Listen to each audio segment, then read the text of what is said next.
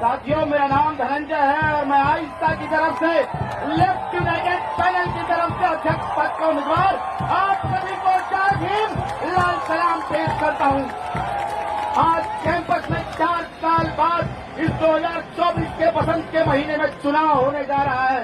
जब हम देखते हैं कि 10 साल से एक निजाम ऐसी बैठी हुई है कि जो इस देश के सामाजिक ढांचों को, मूलभूत सामाजिक ढांचों को करने पर उतारू हो गई है। हम देखते हैं कि कृषि संकट के खिलाफ और कंपनी राज के खिलाफ किसान जो है अपनी न्यूनतम मजदूरी, न्यूनतम मूल्य की मांग करते हुए खड़े हैं। मैं उनकी आवाज बनकर यहाँ पे आपके सामने खड़ा हूँ। सामंती धौस के खिलाफ दक्षिण बिहार और मध्य बिहार में लड़ रहे हूँ। तमाम दलित खेतीहर मजदूरों की आवाज बनकर मैं आपके सामने यहाँ बोलने आया हूँ। सामंती साजिश के तहत हमारे कॉमरेड मनोज मंजिल को जेल में भेज दिया गया है।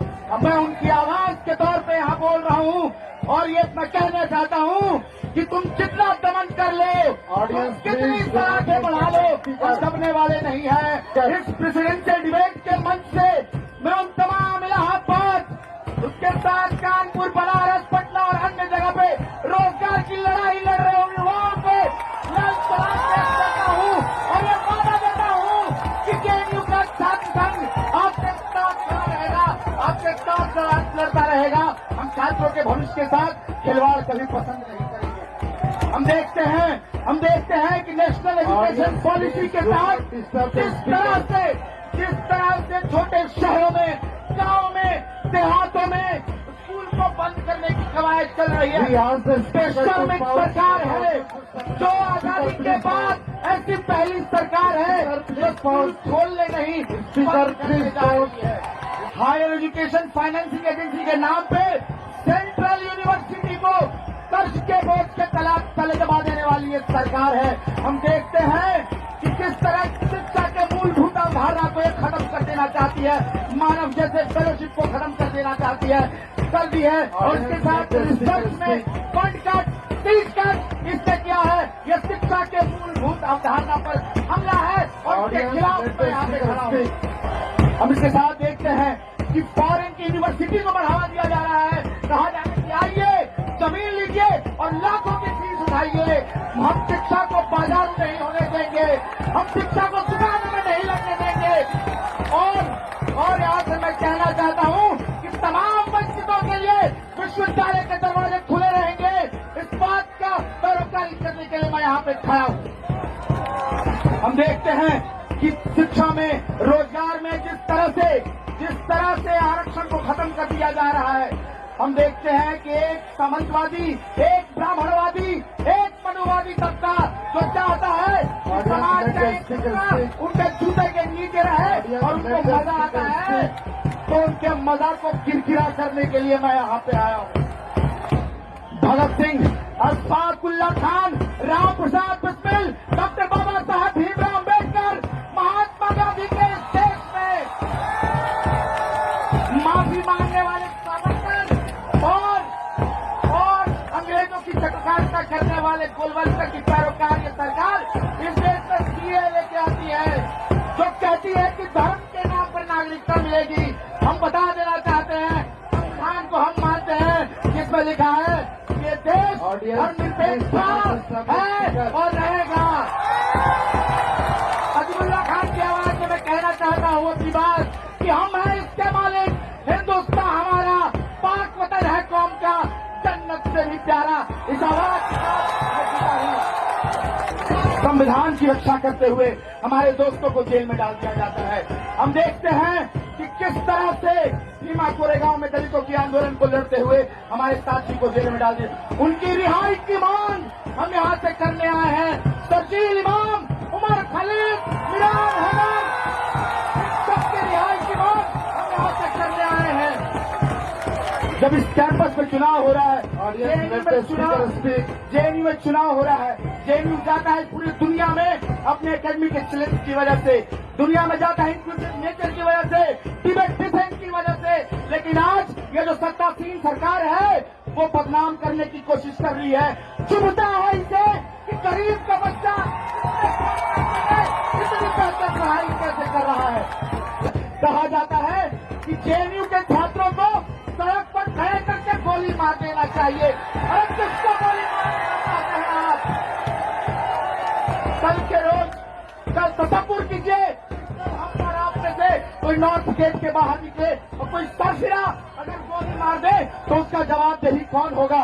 ये सरकार से एक सवाल है हमारे से। ये कहना चाहते कि जिस तरह से मारपीट बढ़ावा दे रहे हैं और शर्म देखिए कि ये चुनाव भी लड़ रहे हैं, वोट भी मांगना है। खैर ये जेएनयू की डेमोक्रेसी है कि जो ऐसे लोगों को भी चुनाव लड़ने का मौका देती है। मारपीट से सिर्फ हमारा खून नहीं बहता है। झारखंड में, बिहार में, तेलंगाना में, राजस्थान में, किसी गांव में वहां के लड़कियां लड़कियों का सपना भी उस मारपीट से मर जाता है। इसकी बात नहीं करते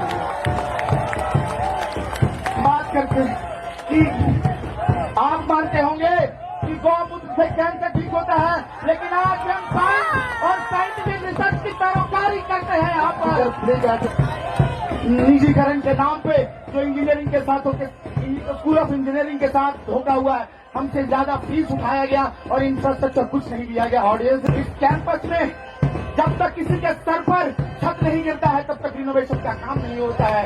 पीडब्ल्यूडी के लिए सुटेबल कैंपस नहीं बनाया जाता है। हम देखते हैं कि इस कैंपस में बेबाक, बेखौफ, आजाद महिलाओं की आवाज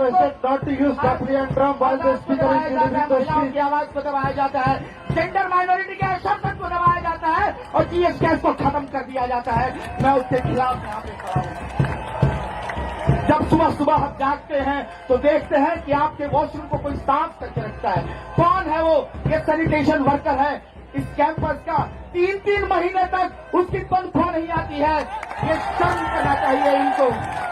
इसी कैंपस के 400 कर्मचारी जो दिन रात हमारे साथ मिलकर इस कैंपस को चलाने के लिए अपना खून पसीना बहाते हैं, उनको कभी भी किसी वक्त भी निकाल देने की साजिश यहाँ पे चल रही है। उसके खिलाफ मैं यहाँ पे बोल रहा हूँ। और ये हमला ऐसा नहीं, और एक साफ बात है, हम लोग के सामने हमें खड़ा बखूबी होने आता है। हम खड़ा हो सकते हैं। 1996 में भी जब सी हाइक हो रहा था, नियोलिबरलिज्म का, नवउदारवाद का इसको लैब बनाया जा रहा था, तब उस समय कॉमरेड चंदू की नेतृत्व में सी हाइक को रोका गया था।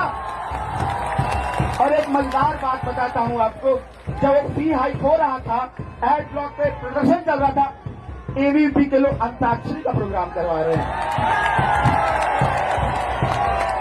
हम देखते हैं 2019 में उसी रवायत को फिर से लागू होता है और एक लड़ाई लड़ी जाती है फिर से सी हाइक के खिलाफ। पहली सब में हम खड़ा होते हैं, नॉट एन इंच बैक का नारा देते हैं और सी हाइक को दूर भगाते हैं और एबीवीपी के लोग प्रशासन की गोद में झूला झूल रहे होते हैं। इस कैंपस में जो रिक्रूटमेंट हो रहा है, तो नई बहाली हो रही है, वो किस तरह की बहाली हो रही है? उस प्रोफेसर की बहाली की पहली शर्त है जो सबसे ज्यादा नकारा ये वो लेफ्ट लेड यूनियन है जो फिलिस्तीन के पक्ष में आवाज बुलंद करता है, जो मणिपुर के पक्ष में आवाज बुलंद करता है, जो कश्मीर के लोगों को बिना बताए उनसे 370 छीन लिया जाता है, तब आवाज बुलंद करता है। और कमाल की देखिए, आज की बात है कि लद्दाख के लोग अपना संघर्ष कर रहे हैं। देश की सरकार, बेशर्म सरकार, उनसे बात भी नहीं कर रही है। आप जानते हैं कि सांप्रदायिकता का जहर इस तरह से घोला जा रहा है पूरे देश में, जहां पे नफरती उन्माद फैलाया जा रहा है। आप देख लीजिए, मुजफ्फरनगर से लेकर आसाम तक, उसके साथ नॉर्थ ईस्ट दिल्ली तक जिस तरह के दंगे, जिस तरह की आग लगाई गई है, मुसलमानों का जनसंहार हुआ है, उसके खिलाफ हम खड़े हैं। हसदेव से लेकर धारावी तक जिस तरह से अडानी को बेच दिया गया है, उसके खिलाफ हम यहाँ पे खड़े होकर आए हैं। ये हमारी रवायत है, ये हमारी लड़ाई है जिसको हम लेकर चलते हैं। आने वाले वक्त में जब ये छात्र संघ चुन के आएगा तो हम आपको ये ऐलान करते हैं कि जो एमसीएम है, जो 2000 रखा हुआ है, उसको 5000 करवाया जाएगा। ये इंश्योरिटी देते हैं, लड़ाई की ताकत रखते हैं। नॉन नेट फेलोशिप जो 5000 से 8000 के बीच में अटका पड़ा है, उसको 30,000 तक करवाने की हम लड़ाई लड़ेंगे। कि बेहतर रिसर्च हो सके, बेहतर पढ़ाई हो सके, इस कैंपस में साइंटिफिक टेम्परामेंट को बढ़ावा मिले, इस कैंपस में साइंस को बढ़ावा मिले, इसके लिए बेहतर फैसिलिटी हो, इसके लिए बेहतर लैब हो, इसके लिए बेहतर रीडिंग रूम हो, इसकी इंश्योरिटी करवाते रहे हम। इसके साथ इस कैंपस में एक प्लेसमेंट सेल, बेहतर प्लेसमेंट सेल रहे, इसकी नुमाइंदगी करते हैं हम। इस कैंपस में फिर से जीएक्स कैश को रिस्टेट करने की बात करते हैं हम। क्यूरोफोबिया और होमोफोबिया को बर्दाश्त नहीं किया जाएगा इस कैंपस में।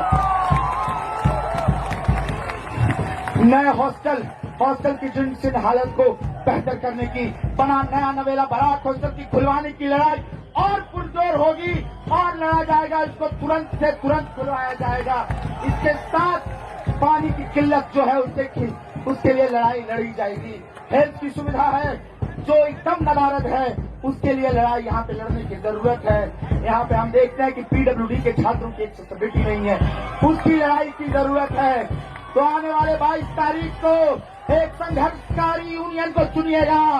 आप लोग कहना चाहते हैं ये जेएनयू है और हम इस तरह के प्रगतिशील छात्र हैं जो हर समय लड़ने के लिए तैयार हैं। अपनी देशभक्त Speaker, please wind up your speech. Your time is over.